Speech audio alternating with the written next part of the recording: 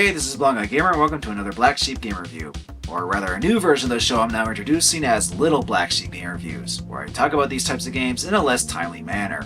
Especially after Brotherhood of Steel, since that's the longest review I made so far. However, these will technically not be main entries of Black Sheep Game Reviews, but I figured I could do short reviews in between the others and talk about some games I may not have much to say, but still want to make a video on. As for what the first Little Black Sheep Game Review will be, it's actually two games I briefly mentioned before.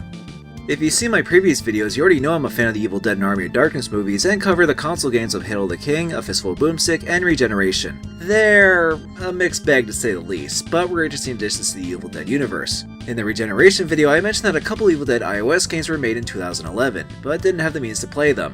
Until recently. So yeah, I finally got a chance to play and record those games on an iPad.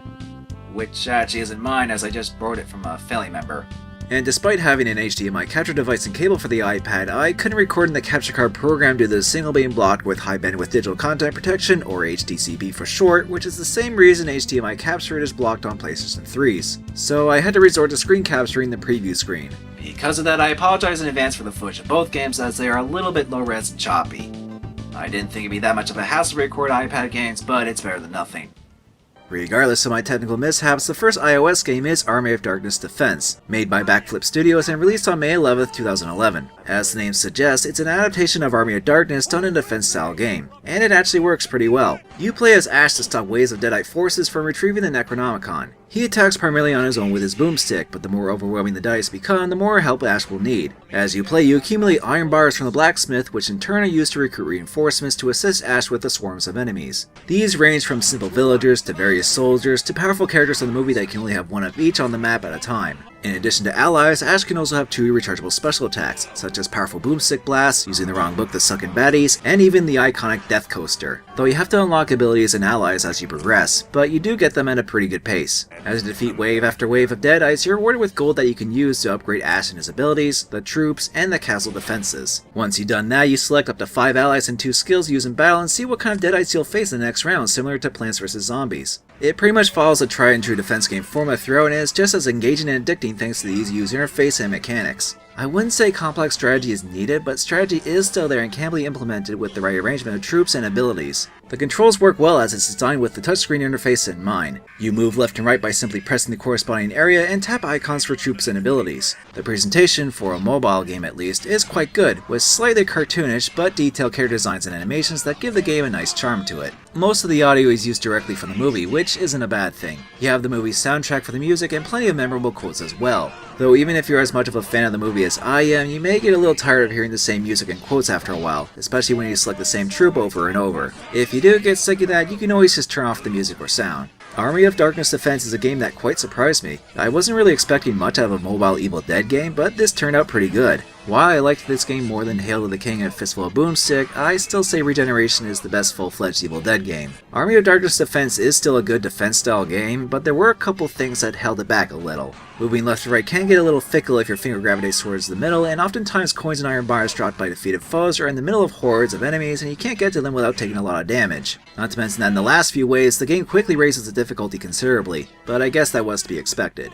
However, I can't really complain all that much because the best part of this game is that it's free, and with no catches either. It does have microtransactions in the form of being able to purchase more coins, but it's completely optional and not intrusive at all. It's the best kind of a free-to-play game as it isn't purposely designed to be harder and force incentives to purchase things like certain other games. Even if you lose at a wave, you still keep whatever gold you collected during it. So as long as you're patient and grind gold to keep upgrading, you don't have to pay a single cent to play the game fairly. And even when you beat the game after the 50th wave with Evil Ash in it, you unlock an endless mode for a high score, but can always reset the game to play it through anew. Army of Darkness Defense is a creatively adapted game of the cult classic movie and a fun little time waster. Not only is it a good game for your iPhone or pad, but last year it also came to Android devices and is also free to download on those. Just note that this version, on my Samsung Galaxy S2 at least, does have slowdown when there's a lot going on, but still worth downloading. So if you have a compatible iOS or Android device, I recommend checking it out if you're a fan of the movie and like defense games. As for the other iOS Evil Dead game, well, let's see what that one's like. About a month after Army of Darkness Defense, Trigger Apps released Evil Dead the game. This is also another direct adaptation of one of the movies, the first one to be exact. In it, you also play as Ash fighting the forces of evil, but in a more 3D hack and slash adventure, or as much of one it can be on a mobile device. The game plays out the events of the movie in several chapters, but it's often pretty clumsy in how it's exposited to follow the movie along with the gameplay. With said gameplay, you use a virtual controller setup with touchscreen analog and tapping icons like buttons to attack and jump. It might just be me not used to this type of controls for touchscreen games, but I didn't really like playing the game like this. It felt awkward as the movement and combat isn't all that smooth or responsive. A lot of the time you'll be hacking away at enemies with an axe, but sometimes you do get an odd looking boomstick that uses a second virtual analog stick, making it a twin stick shooter. However, some chapters are usually predetermined on what weapons you'll have. Some you just have the axe, some you start off with the boomstick or have to go pick it up again, and even a few with no weapons at all or the chainsaw, which is limited by a number of uses as indicated by fuel. I get that they were trying to have variety in its chapters, but it's pretty forced as far as level design goes. And most of the levels are bland. Oftentimes you'll just run through slightly altered variations of the same area, maybe with some unnecessary platforming or killing a ton of evil plants. I swear this is more of a garden simulator than an Evil Dead game at times. The other enemies you encounter are just annoying to deal with, especially if you only have the axe. The game also tries to have a more cutesy art style, but while the game on a technical scale is fairly impressive for something on this platform at the time, I think the game looks pretty ridiculous, especially the character designs with bobbleheads even more gigantic than older Tales of games. I'm surprised they're able to run around with those and not have this happen. Fellas, where you going at this hour?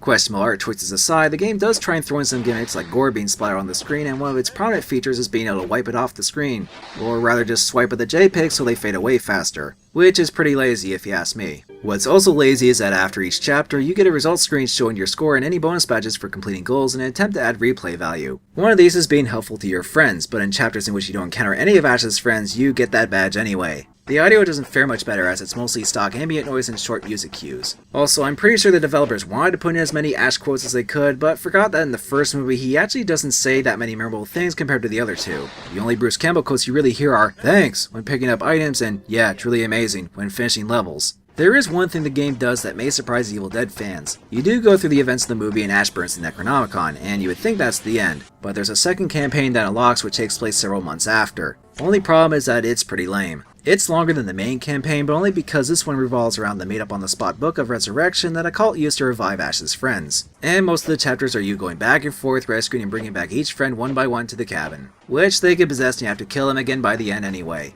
Also, we need to kill the leader of the cult as a final boss, but he's stuck in some trees. I guess now would be a good time to mention the game has a fair amount of glitches. Fortunately, I managed to lure him out enough to kill and get rewarded with a black screen.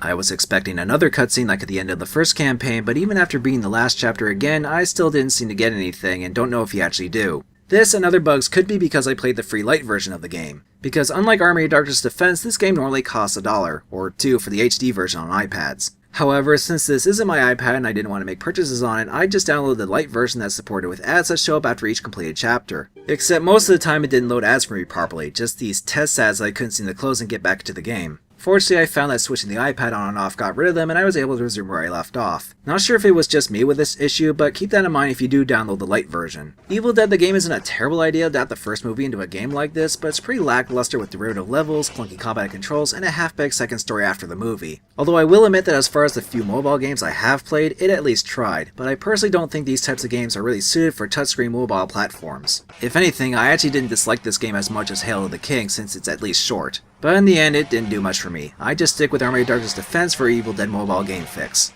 And with those, I pretty much covered all the Evil Dead games as of right now. Well, except that Commodore and ZX Spectrum one, but I don't have those systems or plan on covering it anytime soon. But Blondie, you could always just download the game and play it on an emulator. Sorry, that's not my style. Anyway, I hope you enjoyed this quick look at the two Evil Dead iOS games, and I'll see you all in the next video.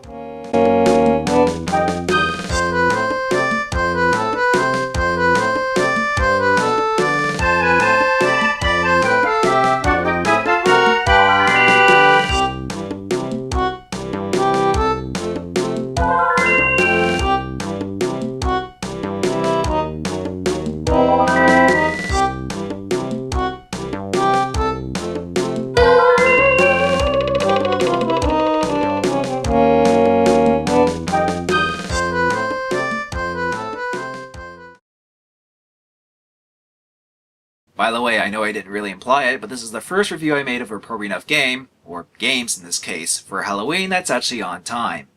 Only took me several years to do so.